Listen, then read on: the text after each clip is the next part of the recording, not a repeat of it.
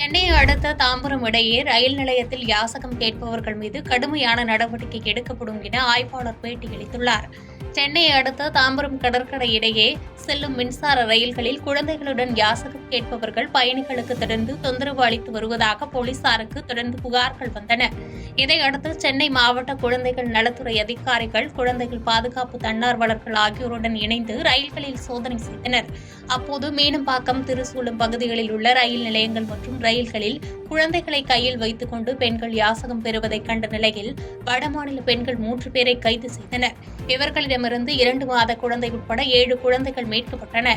7 குழந்தைகளும் தங்களுடைய குழந்தைகள் என பெண்கள் தெரிவித்த நிலையில் குழந்தைகளுடன் 3 பெண்களும் குழந்தைகள் நல பாதுகாப்பு அதிகாரிகளிடம் ஒப்படைக்கப்பட்டனர்.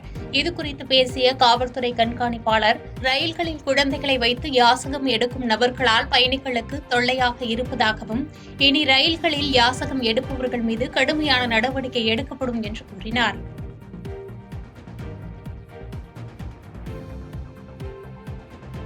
பாதகம் செய்பவரை கண்டால் நாம் பயங்கொள்ளலாகாது பாப்பா.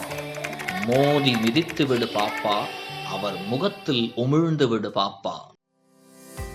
அண்மை செய்திகளை உடனுக்குடன் தெரிந்து கொள்ள இணைந்திருங்கள் இயம்நாடு தொலைக்காட்சியுடன்.